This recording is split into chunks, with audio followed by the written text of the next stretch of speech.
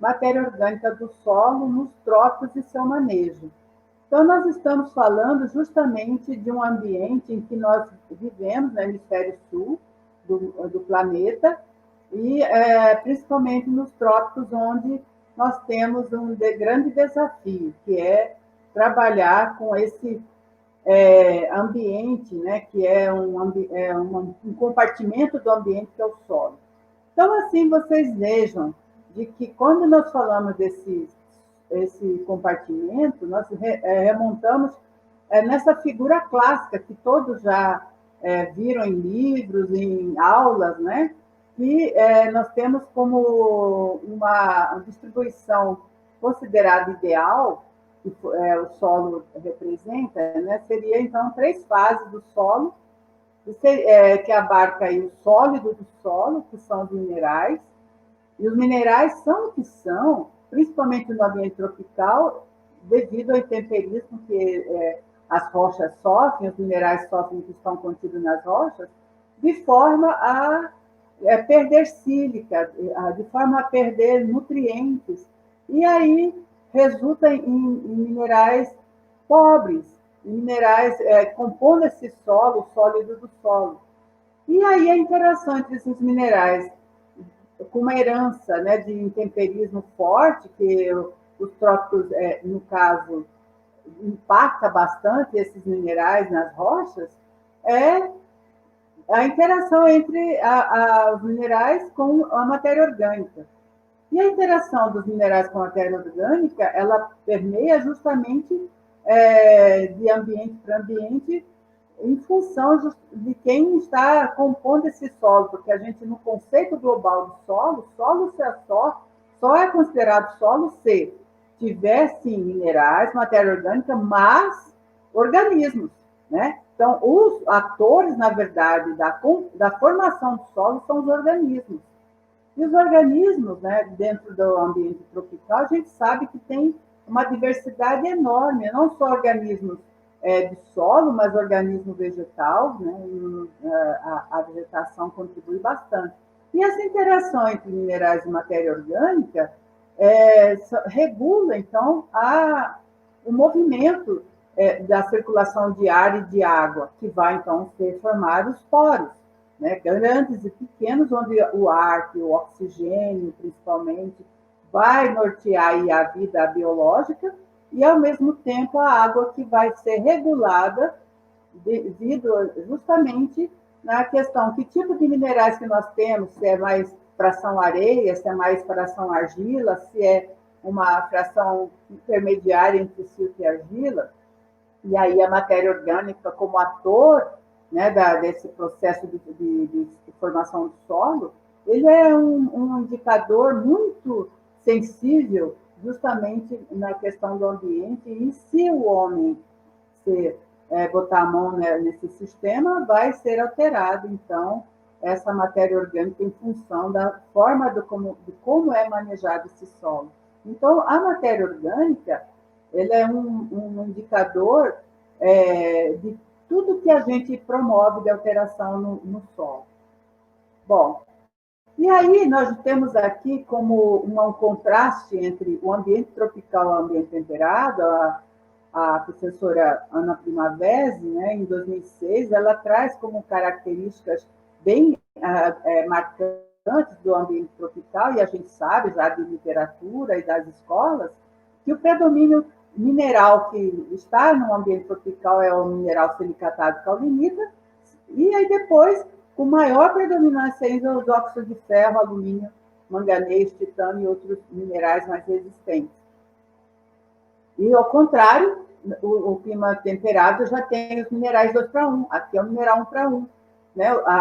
Ao aprofundamento da questão da intensidade de chuva no ambiente tropical, né, aprofunda bastante o perfil do solo, muitos solos aí, no caso os oxissolos ou os latossolos, são profundos, são bastante intemperizados, né, com a retenção de cátions baixas, com um teor de sílica pobre, mais rico em óxido, e aí a gente vê que tem uma capacidade grande de retenção de fósforo, e uma friabilidade, né? A estrutura do solo tropical mais friável, porque, no caso aí, tem a caulinita como mineral silicatado, e a gente vê, então, que os efeitos de consequência dessas características prementes dos ambientes tropicais que configuram o solo, né, seria uma rápida decomposição da matéria orgânica. E aí, o que a gente vê aqui? Raramente acumula humus. Então, o nosso foco, então, é falar dessa matéria orgânica. Eu vou trazer para vocês, estou trazendo para vocês, justamente entender de que quando se fala de mudanças climáticas, toda a atenção é voltada para o carbono, mas lembramos que o carbono é um dos gases que compõe a atmosfera, mas ele no caso, seria a referência para os demais gases que compõem a atmosfera. Então, vejam aqui, né? Essa figura, ela retrata justamente a distribuição do carbono no ambiente, né? Nos compartimentos da Terra. Nós temos a atmosfera, nós temos a parte terrestre, aí entra a vegetação do solo propriamente dito, nós temos os oceanos e temos as formações rochosas. E aí, dentro dessa distribuição do carbono, nesses compartimentos da Terra, nós vamos perceber que os oceanos, né, e as formações rochosas são as grandes reservas desse carbono. Então, vejam que a gente tem, né, nas rochas, né, no caso das formações rochosas, os carvões, o petróleo, o gás natural, que aqui nós estamos numa ordem de petagrama, veja bem, petagrama, que é uma unidade já que considera aí 10 a 15 gramas de carbono, né? Então, veja a ordem de grandeza dessa unidade. Então, 4.000 vezes 10 a 15, né, seria 4 milhões de gramas de carbono presente, no caso, nessas formações geológicas. Os oceanos é outro sumidouro, 38.000, né, petagramas. E aí a gente percebe que é uma troca, né, a entradas e saídas do carbono na forma de CO2, né, tanto para a atmosfera, quanto da parte terrestre dos oceanos. E da parte terrestre para a atmosfera, a gente vê o fluxo, né, tanto entrando da atmosfera para a parte terrestre, uma parte mais da vegetação, outra parte da vegetação do solo para a atmosfera. Então, esse é o ciclo do carbono no planeta, né? Bom, então, quando a gente traz para a nossa realidade que o ambiente tropical, e nós fazemos o cultivo desses ambientes tropicais, nós estamos tratando de que é um ambiente quente, né? É um ambiente de alta radiação e que tem uma alta intensidade de chuva, né? E com um grande potencial erosivo se a superfície terrestre estiver descoberta. O professor Cassiano, nas últimas falas dele, ele deu bastante realce na questão da erosão, né? Justamente porque muitas áreas estão em processo erosivo forte, né? E aí nós vemos que essa capacidade de armazenamento de carbono do solo vai depender, então, do clima, do tipo de solo, e aí entra os minerais, a textura, o tipo de vegetação, e, consecutivamente, esses três fatores envolvem a nossa responsabilidade do bom manejo do solo. E aí a gente vai justamente buscar manter a qualidade desse solo de forma que as práticas de manejo possibilitem a manutenção dessa qualidade do solo. Por quê? Porque se nós temos uma construção de solo que leva milhares e milhares de anos para ocorrer, a intensidade de processos de degradação leva à desordenação do solo, à dissipação desses processos de organização do solo sofre, né? Vocês já que fizeram a disciplina de morfogênese e morfologia do solo, viram lá fatores de formação, processos de formação do solo. Todos aqueles 5 fatores de formação, eles estão intimamente ligados um com o outro para formar o solo, que leva milhares e milhares de anos para acontecer. E aqui essa figura, ela faz um resumo justamente de dois processos fantásticos, né, que são 2 fenômenos fantásticos, seria, no caso, o material de origem, que é a rocha, né, e a planta.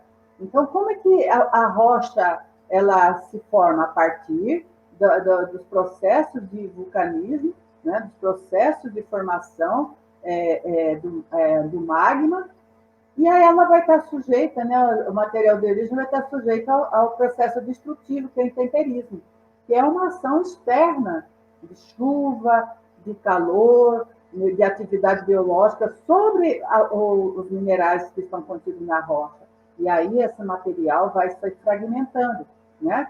E aí a gente vê que essas fragmentações de fração mineral, ela torna-se partículas individualizadas de areia, né, de tamanho até 2 milímetros, é o maior tamanho, silt de 2 milímetros até 0,02 milímetros, e argila menor que 0,02 milímetros, que é um coloide, que são tamanhos muito pequenos.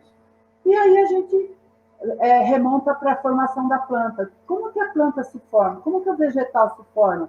A partir de substâncias simples, né? O gás carbono, que está na atmosfera, energia solar, e a água, que está na forma de vapor. Eles, então, se formam lá na atmosfera, e a partir, né, da vida vegetal primária, que a gente vê algas, e aí depois vem as plantas mais superiores, captando, né, esse CO2 e formando a primeira molécula de açúcar, que é a glicose. Então, aí, o processo de fotossíntese, que é outra mágica que a natureza nos faz, aqui é síntese, e aqui é destruição.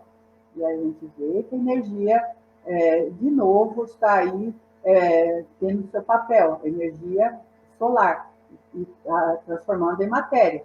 Então, veja, matéria, né, material de origem, a matéria rochosa transformando em fragmentos menores, e a matéria se tornando um material mais complexo, então seria a matéria orgânica. E aí a gente vê que a matéria orgânica ela tem o seu papel no solo desde que a biomassa biológica ela atue, o macro, a meso, a microbiota atue. Fazendo o quê? Decompondo. Essa decomposição vai depender muito da qualidade do material que eles vão decompor. Para, então, fazer 2 processos de unificação, transformar a matéria orgânica unificada, cada partícula de humus produzido vai interagir com cada grão de areia, cada grão de silt, cada coloide de argila, né? E aí a gente vê que isso aí vai formar, então, um complexo, né? Porque cada mineral desse, principalmente a argila, tem presença de íons metálicos, como ferro, como alumínio, para formar organo da matéria orgânica, minerais, e aí, no caso, vai formar a primeira identidade do solo, que seria a agregação primária. Mas, se forma a primeira agregação primária, que vai formar microagregados. Então, aqui nesses microagregados tem partícula de areia, de silt e de argila, formando os microagregados, que é, então, a matéria orgânica unificada com cada partícula.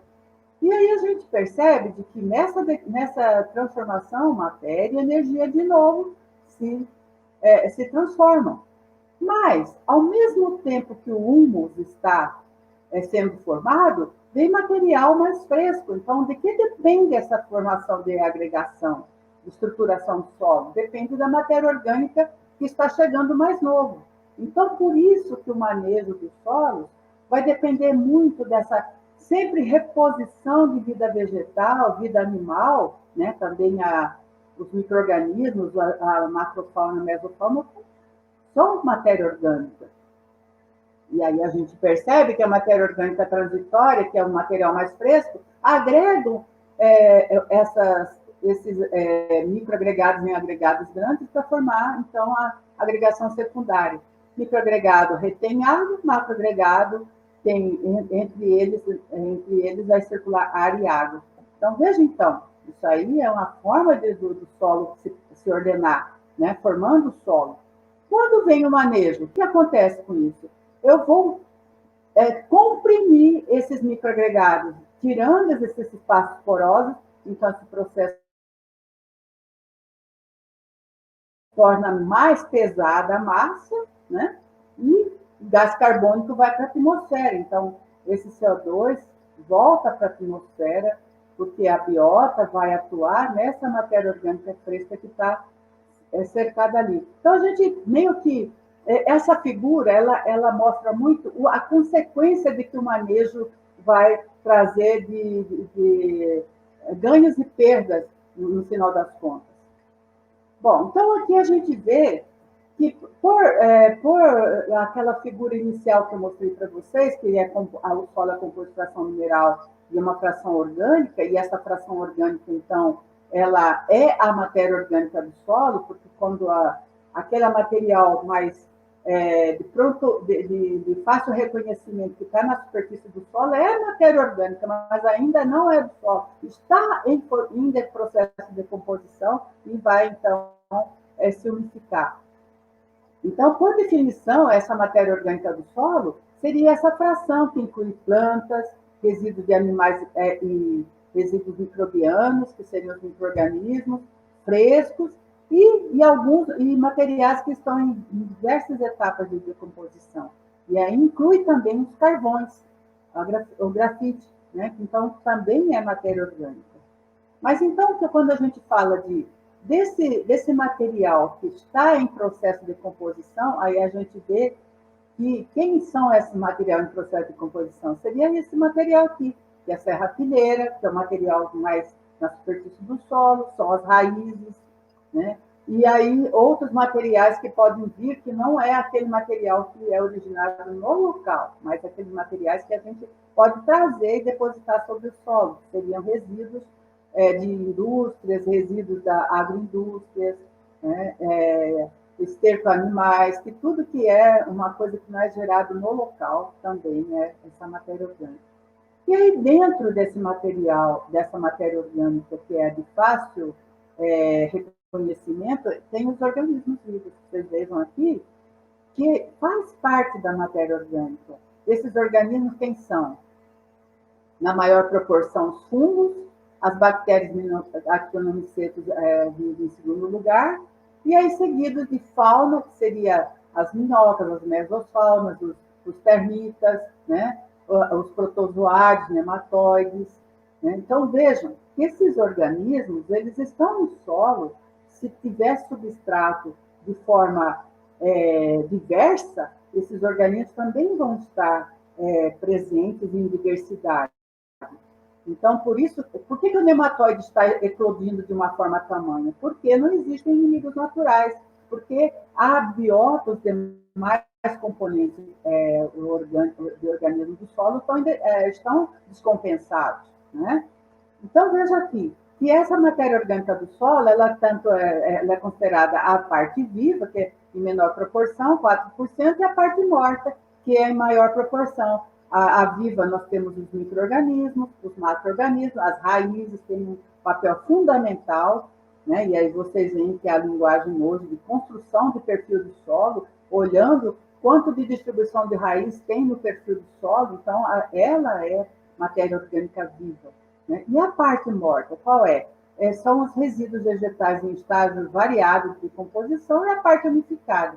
Então, muitas vezes, né, antigamente, tudo que do conceito de matéria orgânica, humus é matéria orgânica. Sim, humus é matéria orgânica.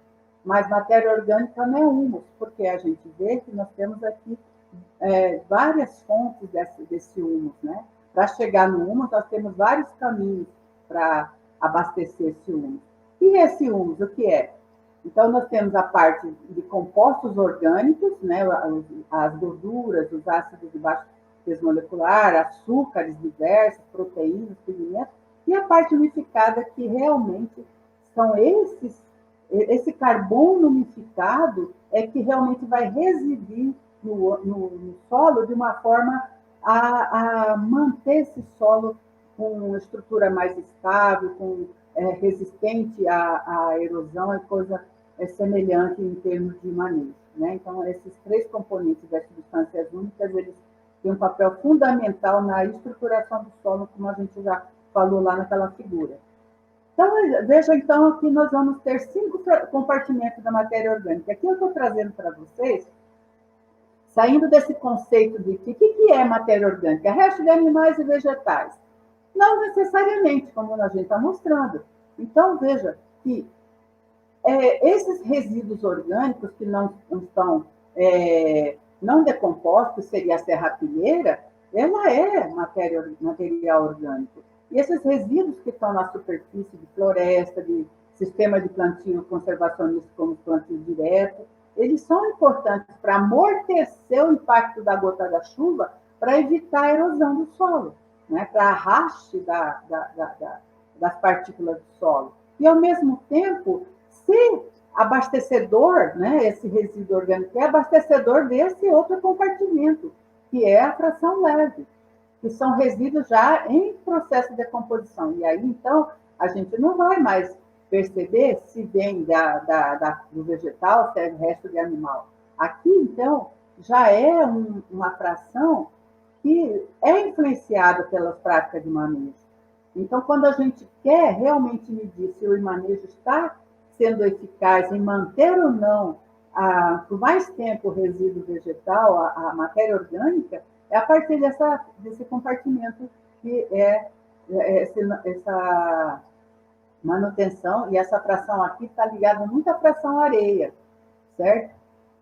E aí a gente vê outro compartimento da matéria orgânica, que é a biomassa microbiana, que envolve ali os micro-organismos vivos, né? Fungos, bactérias, epinomicetos, eles todos atuam decompondo. Né? Eu costumo dizer para os alunos da graduação que esses organismos realmente são os atores, se não são eles a decompor todo o material orgânico que, inclusive, nós geramos, no caso, vamos dizer, resíduos urbanos, nós estaríamos numa montanha de lixo, né? Entre aspas.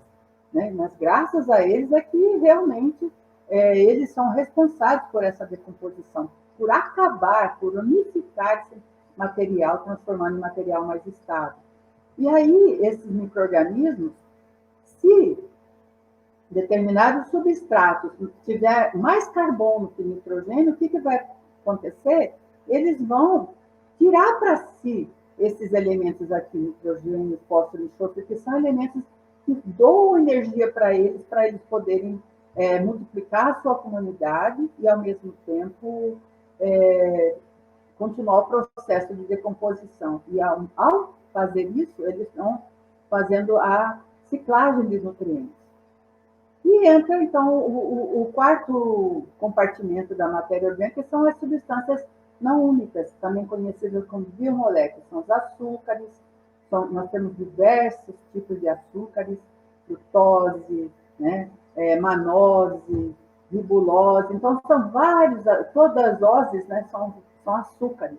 E aqui a celulose e a celulose é um dos açúcares mais recalcitrantes, mais resistentes que tem. Os aminoácidos, as gorduras, as resinas, ligninas. Para o vegetal, lignina. Para o animal, né, dependendo nós animais, nós temos a unha, o cabelo, a queratina, né, o chifre do boi, queratina. Então, para o vegetal, lignina. Né, para os fungos, a quitina.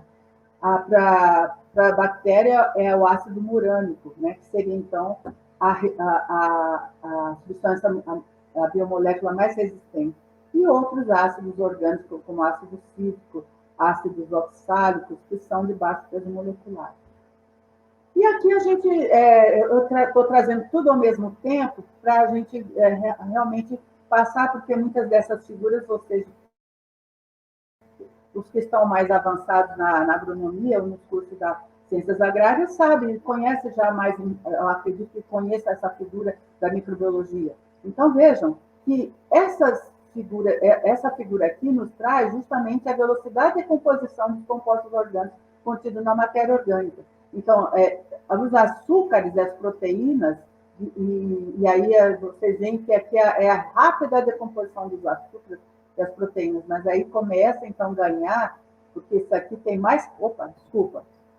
Tem mais carbono, então aí começa a dar mais lentidão à decomposição. Então, nesse caso aqui, a lignina é o composto orgânico mais resistente com referente ao vegetal. Então, ele vai residir na onde? Nos agregados menores, né, que vai formar a substância única, o humus. E aqui a gente vê que o tempo de decomposição vai variar. Então, a lignina, ele demora mais de 100 anos, até milhares de anos para se decompor. Né? E aqui os açúcares, eles são a fração muito mais, menos recalcitrante, né? Então menos tempo que reside na matéria orgânica. Então, esses compostos, carboidrato, proteína, lignina, né, e outros aqui, todos eles estão no material vegetal. Passam por uma degradação, tanto biológica como bioquímica, e aí, né, ele vai sofrer a degradação, decompondo em substâncias não únicas, e aí, no caso, essas substâncias não únicas passam por uma nova degradação para, então, formarem substâncias únicas que são humus. Né? E o que são essas substâncias únicas? Né? Então, são substâncias que têm alto peso molecular, então ele tem mais carbono do que nitrogênio, por isso que as substâncias únicas, principalmente a almina, que é a substância mais recalcitrante de todos, vai compor os microagregados. Então, vai formar então, um complexo químico e complexo orgânico-mineral. Né? Então, veja aqui só essa figura. Né? Essa figura são variados compostos. Né? Nós temos aqui compostos com cadeias aromáticas fechadas, nós temos compostos aqui com cadeias abertas. Né? Então, aqui, as substâncias únicas é um emaranhado de compostos orgânicos em que predomina mais carbono. Né? Então, esses compostos aromáticos é carbono ligado a carbono. Então, por isso que reside fica mais armazenado no solo. Bom, e aí a gente entra nessa matéria orgânica do solo, que aqui quando a gente vai entender o manejo, nós podemos, então, fracionar a matéria orgânica de dois modos. Uma ligada à fração areia, que seria um material mais reconhecível, que nós também chamamos de fração matéria orgânica particulada, ou fração lábio, né? Então, isso aqui essa fração lábio, ela é uma indicadora imediata de nos indicar se o manejo, se ela tiver em quantidades grandes ainda, significa que a decomposição está sendo mais lenta. O processo, em termos de proteção e armazenamento desse carbono, ele vai sendo mais proporciona a ciclagem de nutrientes mais à disposição da planta. Agora, se essa fração leve for diminuída, e aí então a gente vai ver a formação da fração unificada, que vai estar ligada à partícula de argila, que é a partícula menor que nós temos, que é a partícula 0,02 milímetros. E a fração unificada, ela forma essa teia, na fração da argila, tendo os ligantes aqui, alumínio, ferro, né, que são a ponte de liga entre a matéria orgânica e a argila. Então, aqui o que a gente percebe justamente é isso. A matéria orgânica, ela é fonte de carga negativa, ela tem CTC, a partícula de argila também tem CTC. Então, duas partículas de mesma carga não se ligariam se não tivesse, então, alguns íons metálicos, e aí esses íons metálicos, por conta do humus, estão presentes para formar, então, essa liga, né, de complexos organo-mineral. E aqui nós vamos falar, então, dos diversos tipos de materiais orgânicos. Opa! de materiais orgânicos que nós temos aqui diversas proporções de carbono e nitrogênio, né, de materiais orgânicos que podem ser colocados como resíduo no solo, e aí a gente percebe, por exemplo, né, que vamos ver aqui as leguminosas, os feijões aqui, ó, feijão guandu, feijão feijoeiro, feijão de porco. Então, olha só, quantidade de matéria orgânica, a relação CN deles, 29:1, 19:1, que é uma leguminosa. Então, olha só em termos de carbono em relação a nitrogênio, né? 520 gramas por quilo de massa seca e 18,1 gramas de nitrogênio por massa seca. Então, a relação CN desses feijões, né? Nós temos feijão com 29:1 ou 19:1. Então, vai variar de material para material. Nós temos feijões e feijões. Assim como nós vamos ter milho, por exemplo, milho, olha só, a palha de milho, né, ela tem 967 gramas por quilo de massa seca de matéria orgânica. E aí, olha aqui, 112:1 de relação CN. O sabugo, 110. Então, compare milho com feijão. Né? Aí se a gente olhar a soja, por exemplo, mais ou menos semelhante, quem vai degradar mais rápido? Quem tem relação CN mais baixa. Né? Então, por exemplo, o feijão, que tem 29, 19:1, ele vai decompor mais rápido do que o milho, que tem uma relação CN 112:1, 100:1. Então, a qualidade da matéria orgânica tem que ver justamente com o tipo de material, né? Quem está nesse material. Então, veja bem, a cana, né? A palha da cana, 42 de celulose, 31 de hemicelulose, 23% de lignina. O colmo do milho, 35 de celulose, 25 de hemicelulose, 23 de lignina. Veja, então, naquela escala da velocidade de decomposição, quem vai decompor mais rápido, quem vai se manter no sistema. Então, é justamente em função disso de que a gente tem que olhar os diferentes tipos de matéria orgânica, e aí eu estou falando da qualidade dessa matéria orgânica, então seriam os compostos químicos que estão ali, para que nós possamos manejar o solo de forma que, se eu quero conservar o solo, né, coberto, então eu tenho que trabalhar com um material cuja relação CN seja mais alta para decompor mais lento. Mas se eu quero ciclar nutriente, eu tenho que trabalhar com material de relação CN mais baixa para, então, fazer com que esses nutrientes cheguem até as plantas principais, que são as comerciais. Então, essa brincadeira, eu costumo falar que é uma brincadeira mesmo, mas é uma brincadeira séria, né? De forma que a gente saiba entender esse material orgânico. Que qualidade tem? Não basta só a quantidade, é qualidade, né? Então, justamente porque, veja bem, olha o milheto, né? Quanto de lignina tem? 4%.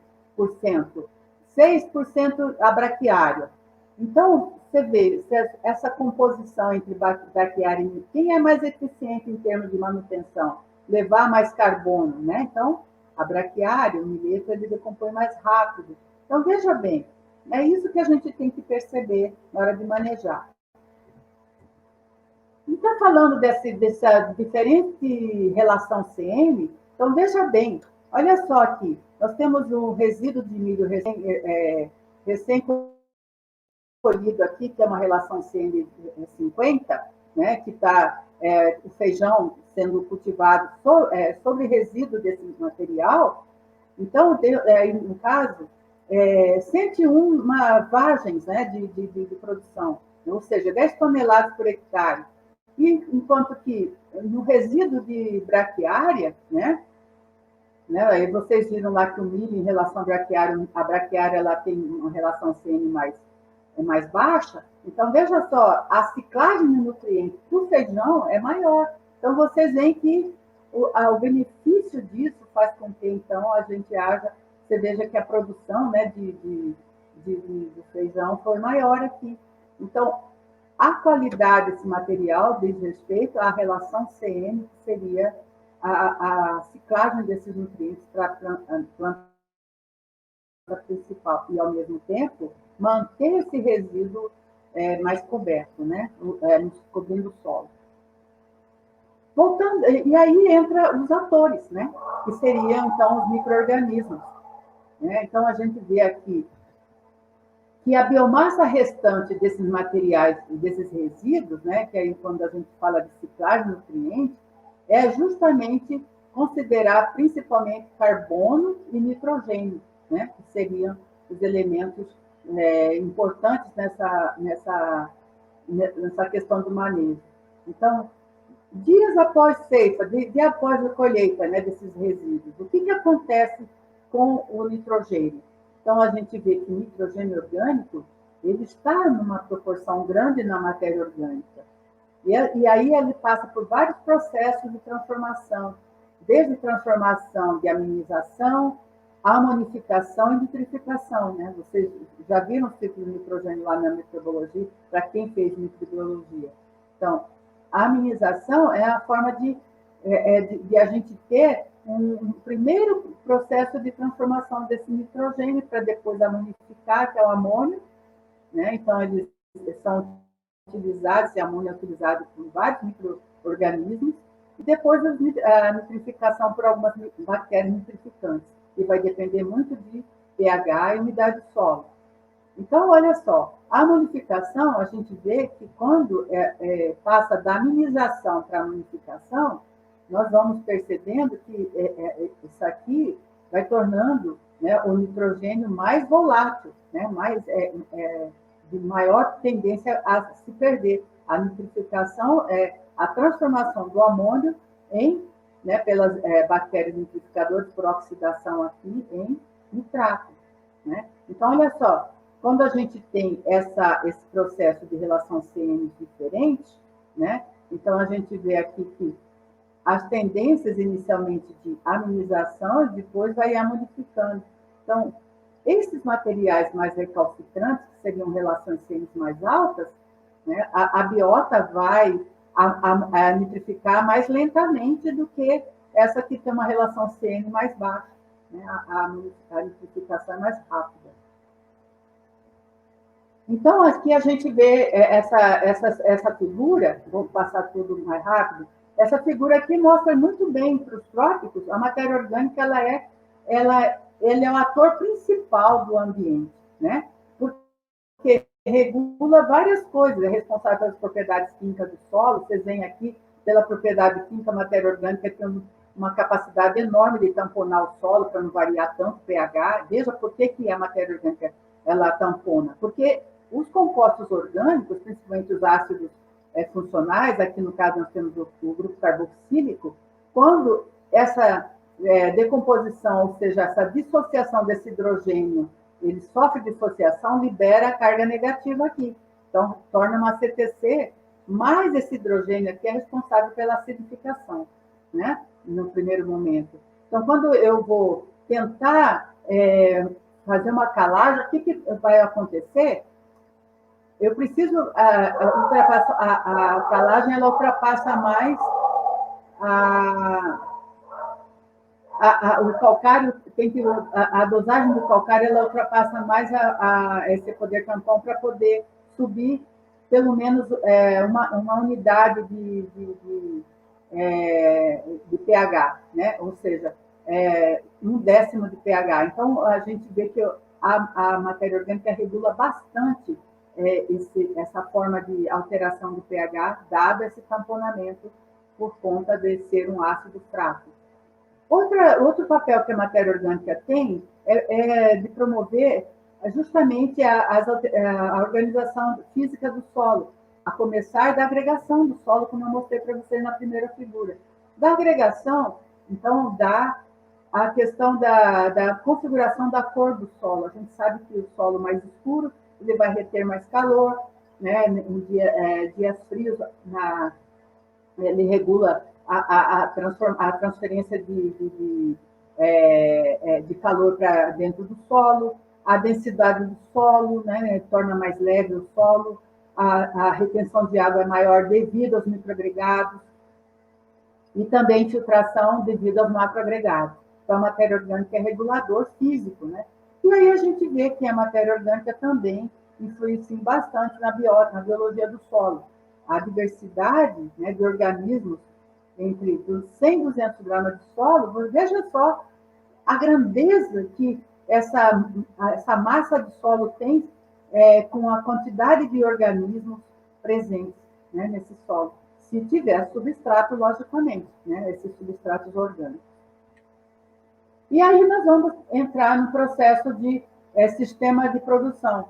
Então, nós vamos ter sistemas sustentáveis e sistema não sustentável. O sustentável é aquele que nós chamamos de conservacionistas, em que eleva o teor de carbono no compartimento do solo, né? E perde menos carbono para a atmosfera. E o não sustentável é aquele que perde carbono dos solos de forma a emitir mais carbono para a atmosfera. Então, vejam que essa prática de sistema não sustentável, infelizmente, ainda existe, né? Mas, graças a Deus, que as coisas estão caminhando para essa forma aqui, dada a questão de, justamente, todos os profissionais da agronomia realmente fazer o dever de casa, que é ensinado nas escolas.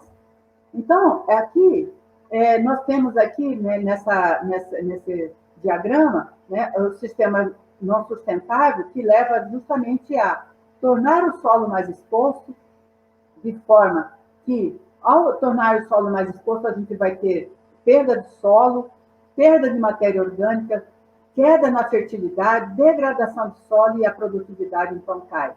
Diferentemente que nós temos um sistema mais sustentável, ou seja, um sistema conservacionista, nós vamos ter justamente isso, um aporte de carbono no sistema, dando formação de palhas e raízes, e a atividade biológica é otimizada, aumentando a matéria orgânica, aumentando a fertilidade, e com isso a produção aumenta. E aí a gente vê que nesse censo do IBGE, olha só ainda quanto falta ainda para a gente, então, promover esse incremento da matéria orgânica no solo, né? Justamente por quê? Porque o preparo do solo ainda não mudou muito.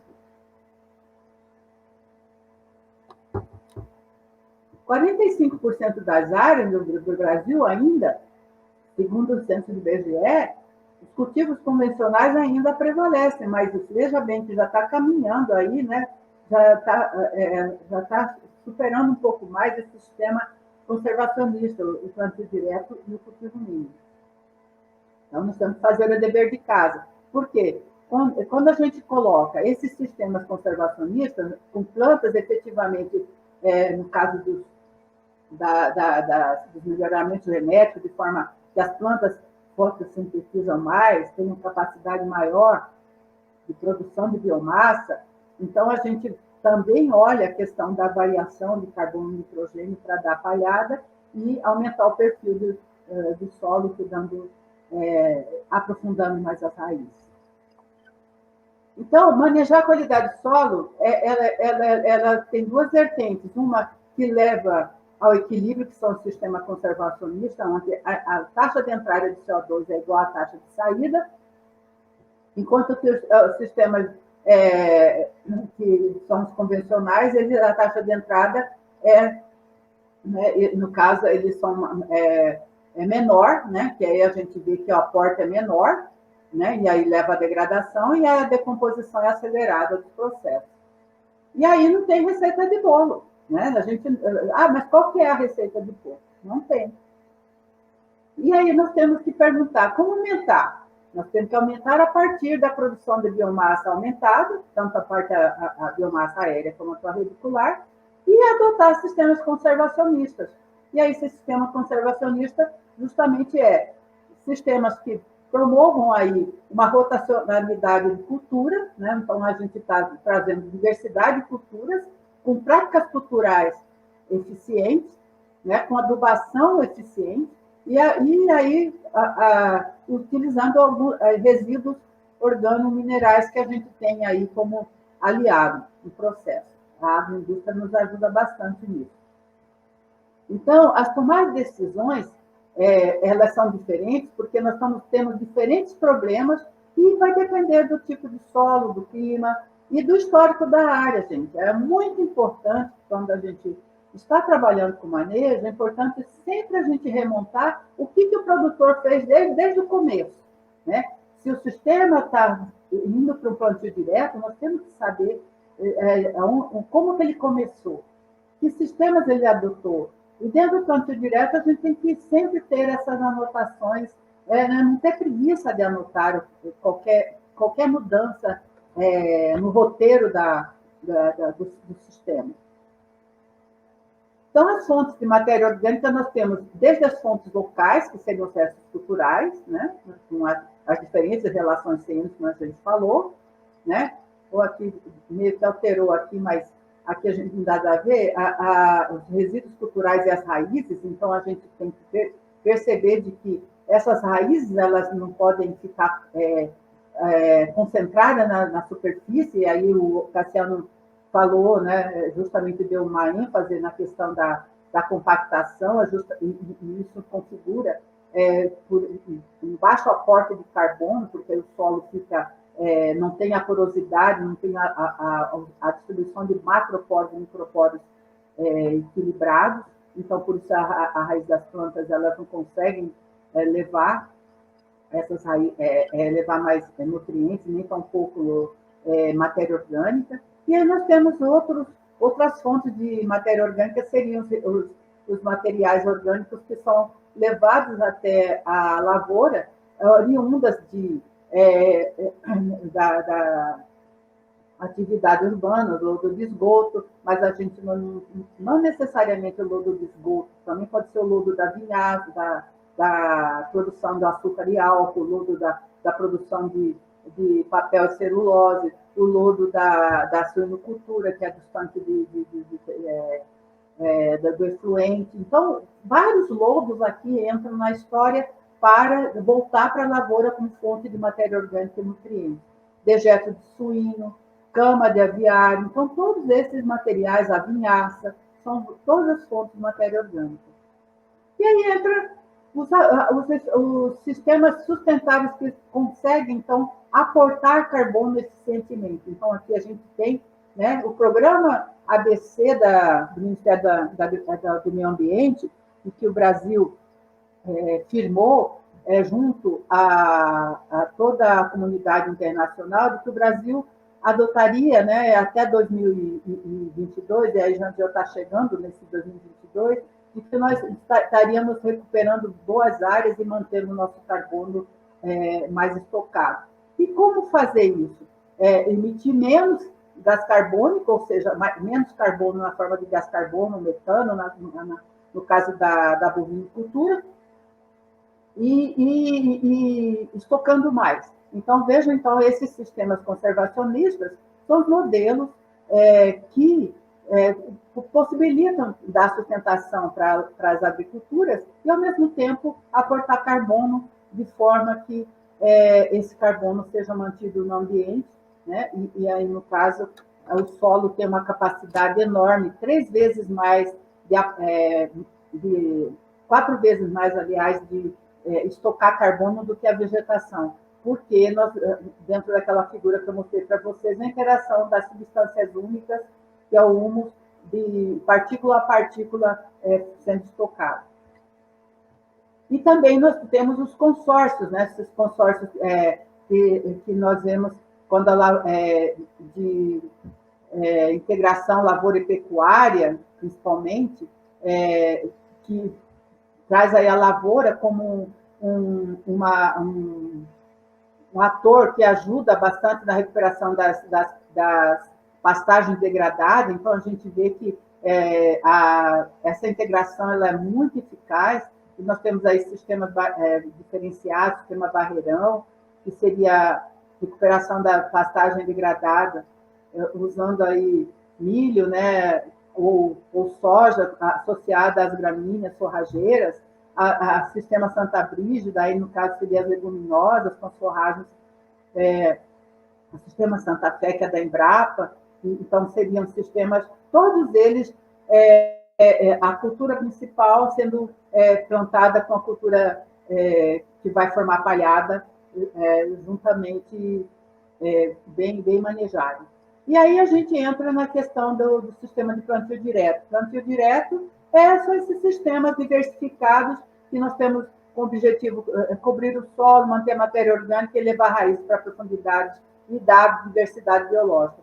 Então, geralmente, a região tropical tem isso aqui, né, como sistema de produção predominante. Milho de safra, né, que vai de fevereiro a junho, aí vem um pousio, que aí, no caso, fica o solo sem nenhum uso, né? E aí a soja entra em outubro. Ou, tendo aqui o milheto, né, como cobertura e um pousio, né? E aí depois o pousio. Então, esse é um sistema para a região tropical de uma forma geral. E aí a gente vê que, se a finalidade desses sistemas conservacionistas, no caso do plantio direto, é levar massa, produção de massa, e aí a gente vê sistemas de manejo diferenciado aqui. Esse aqui é um sistema mais para o sul, né, que no sul do país eles já tem um sistema de plantio direto cujo histórico é muito mais longo, já tem várias experiências, e a gente vê aqui a aveia preta, a aveia branca, azevém, nabo forrageiro, ervilhaca, né? Aí aqui você já vem aqui, no caso, os consórcios, aqui são todos isolados, são todos solteiros. Aqui os consórcios, né? E aqui o tremoço branco e o pousio. Então, veja a produção de massa aqui. Onde ocorreu a maior produção de massa? Justamente nas associações, nos consórcios, né? Porque há uma sobreposição de resíduo orgânico sobre o outro resíduo orgânico da cultura subsequente, de forma que vai armazenando materiais de relação sêmica diferentes. Né? E aqui a gente vê, né, o perfil do solo, né, com distribuição de raízes, né, muito bem distribuídos.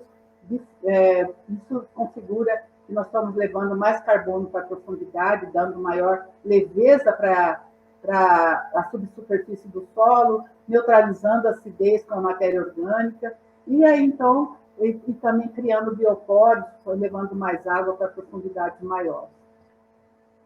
E, logicamente, né, nós vamos deparar com raízes diversas de plantas. Vejam as arquiteturas, né, dessas espécies. Cada uma tem uma arquitetura radicular. Então, elas têm uma capacidade enorme de romper barreiras, desde que não tenha compactação forte. Então, a raiz ela promove uma escarificação. E ela, na verdade, as raízes elas funcionam como uma bomba biológica, porque ao aprofundar no perfil, ela vai buscar nutrientes que muitas vezes lixiviou, muitas vezes movimentou no perfil. E elas vão buscar, levam para cima de novo a partir da sua parte aérea, fazendo a ciclagem. Então, vejam o papel das raízes. E aí nós vamos ter, né, diferentes arquiteturas, e essas arquiteturas de raízes promovem muitas vezes até descompactação do solo. Né? E elas, por quê? Porque elas conseguem romper eficazmente, semelhante a um subsolador. Né? Crotalária, feijão guandu, eles têm uma raiz pivotante bastante forte, elas conseguem romper. Você veja aqui a crotalária, ela pode chegar até 1 metro de profundidade, criando bioporos, de forma que possibilita a movimentação de água, de gases, né, para justamente promover maior, levar mais nutrientes e água. E aí as raízes elas têm um papel fundamental, né? Olha só aqui essa desenvolvimento radicular comparando o milheto, o milho com a braquiária de soja, que seria esse verde, e o milho só com a soja. Então, olha o comprimento de raiz quando a gente tem a associação de diferentes arquiteturas de raiz, né? Então, elas conseguem levar para maiores profundidades, aí até na camada de 5 a 10 centímetros, né? Ela chega aí até ter 1 metro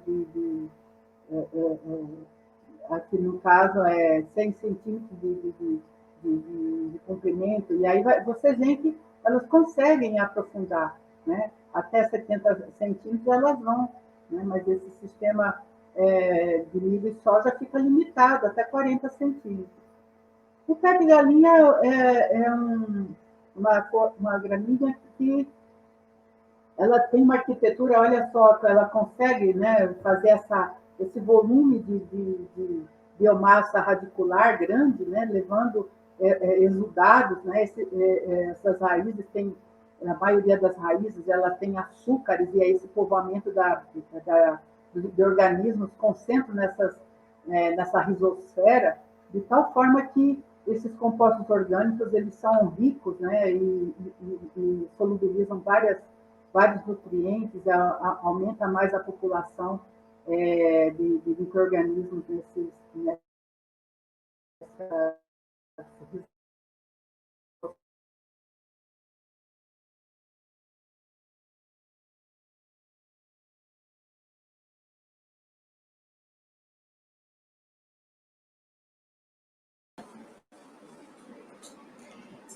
Pessoal, infelizmente a gente teve um probleminha técnico aqui com a professora Oscarlina. Vamos aguardar para a gente ver se ela consegue retornar. Eu gostaria de agradecer, enquanto isso, a todos quem está nos ouvindo, todos os participantes. A gente já viu aí que tem pessoas de vários lugares do Brasil, todos os professores também que estão nos assistindo, muito obrigada, tá?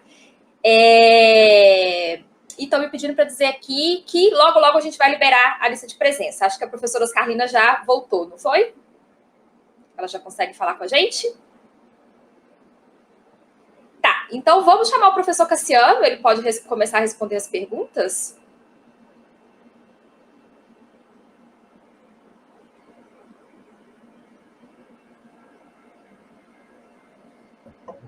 Bem-vindo de volta, professor Cassiano. Obrigado. Nós tivemos aí muitos comentários sobre a sua palestra, muitas pessoas com muitas perguntas, o pessoal gostou bastante. Infelizmente, a gente teve esse problema com a professora Oscarlina, mas o pessoal também estava comentando bastante, gostando bastante da palestra dela, da apresentação dela. Podemos começar com as perguntas? Sim.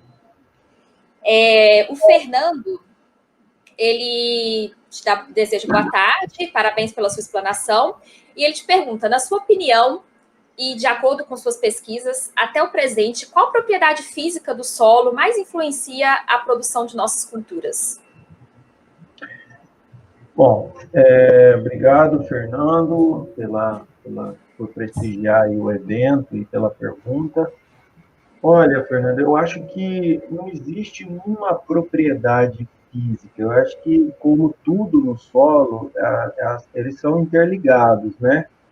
E aí eu vou responder de outra maneira. Eu vou dizer assim, eu acho que hoje o modelo que melhor se adequa a responder um pouco das perguntas no âmbito da física é o intervalo hídrico ótimo.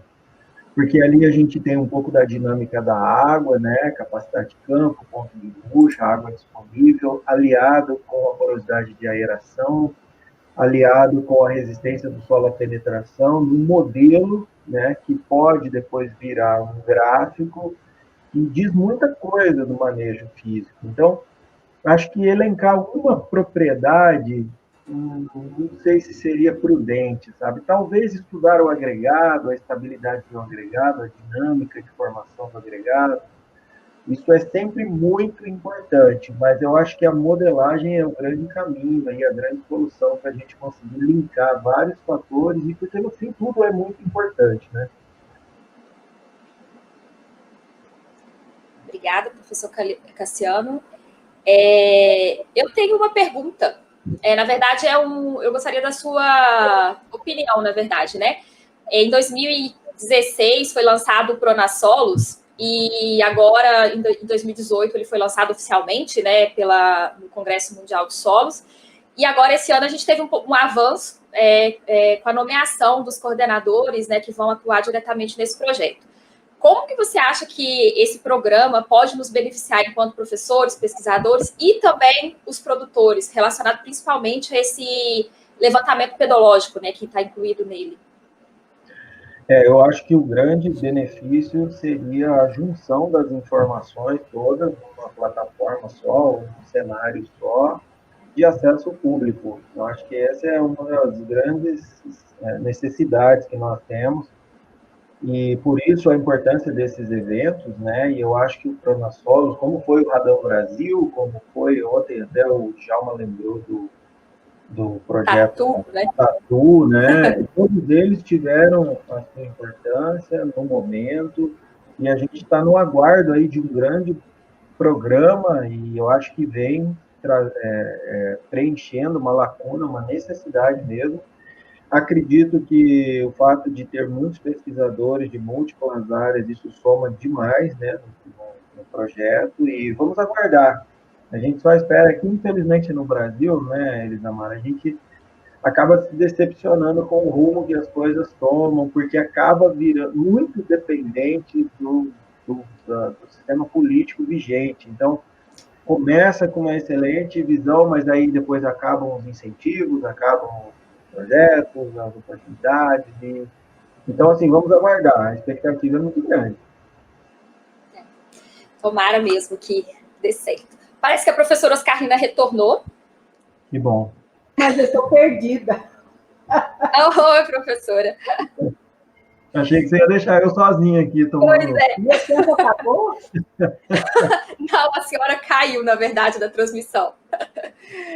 A senhora... Nossa, que vergonha. Imagina. A senhora gostaria de terminar? Eu não sei, não. Eu posso continuar, mas eu não sei se eu continuo. Pode ser, sim. Podemos terminar ainda? Dá sim, claro. Tá. Vou ver aqui. Então tá. Caiu de novo.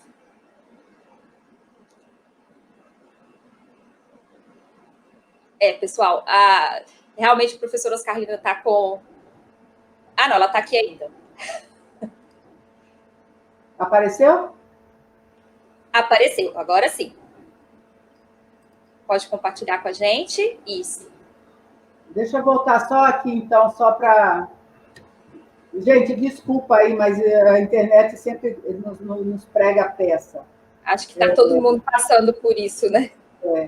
Então, eu só estou falando aqui dos sistemas que corriqueiramente era aplicado no Cerrado, e aí nós vamos ver que os modelos, os desenhos estão modificando, né? Então, aqui no caso, né, esse sistema para iniciar o aporte de matéria orgânica e diversificar as culturas, né? Então, tendo como a soja a cultura principal, milho e safrinha com braquiária, ou soja com milho, safrinha, braquiária ou crotalária, ou soja com consórcio de cobertura. E como eu disse, essas figuras eu estou trazendo são exemplos que o produtor José Eduardo Soares está promovendo na propriedade dele, a Fazenda Catuaba, né? Então, ele, aqui no Mato Grosso.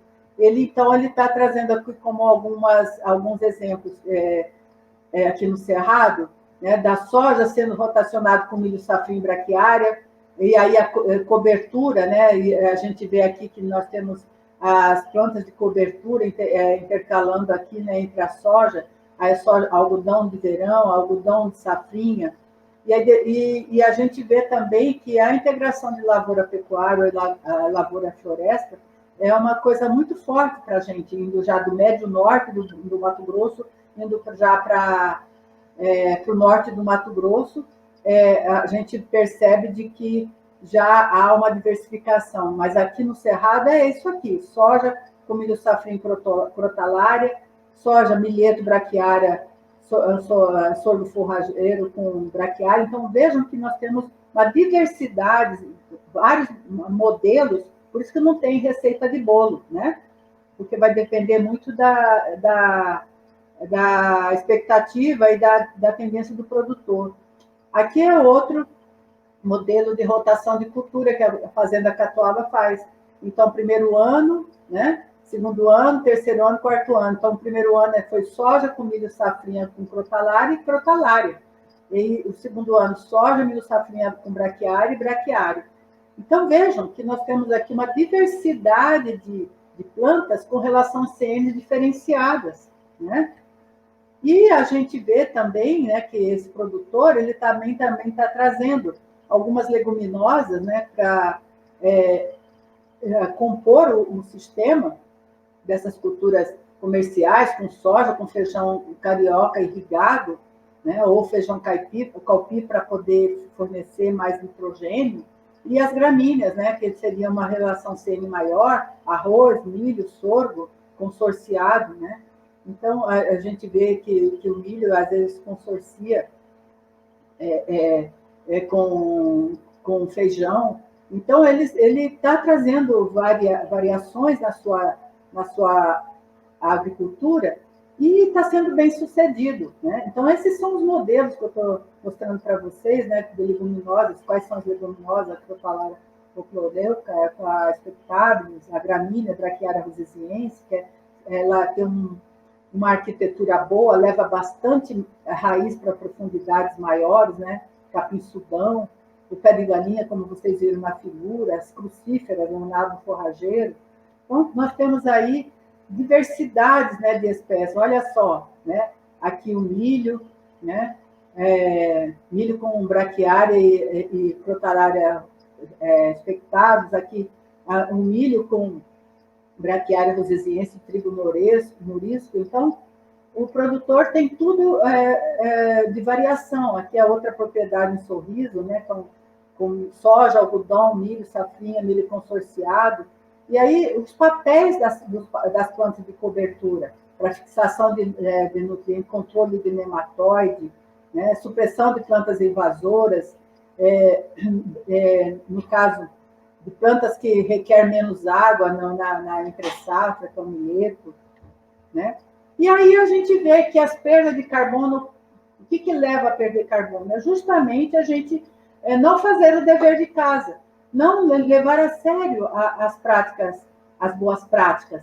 E aí implica justamente na perda de carbono, em que nós vamos diminuir a qualidade, tanto física, quanto química, quanto biológica, né, promovendo uma desagregação das partículas, dos agregados, densidade do solo aumenta, levando a compactação, levando a compactação, a porosidade diminui, porque aumenta mais massa de solo e os poros diminuem, a infiltração cai, a resistência à penetração das raízes aumentam, né? A CTC cai, porque se não tem carbono, não tem carga negativa, porque o carbono é que promove maior aumento da CTC, disponibilidade de nutrientes como nitrogênio, fósforo e enxofre, que são provenientes da matéria orgânica, e a parte biológica, né, que nós sabemos que, no caso, a gente perde muito com isso, a diversidade biológica. E a gente percebe aqui nessas figuras que eu estou trazendo para vocês, que o aumento da resistência à penetração à raiz não tem como ultrapassar essas camadas compactadas, a densidade alta, né? Aí ela fica na superfície. Onde ela vai buscar água? Como ela vai fazer a sua biomassa vegetal? Como que ela vai produzir?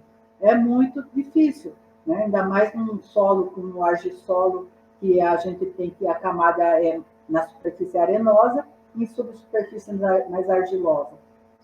E aí é isso aqui, né? Matéria orgânica evita o salpicamento das partículas do solo se o solo estiver descoberto, promove aqui, no caso, o rasgo, né? Essas partículas de solo são salpicadas, promove o rasgo do solo com a erosão laminar primeiro, e depois entra no sulco, e depois entra na bosforoca. Isso faz com que haja perda de solo, promovendo esse tipo de coisa aqui que a gente vê muito na paisagem ainda, infelizmente, né?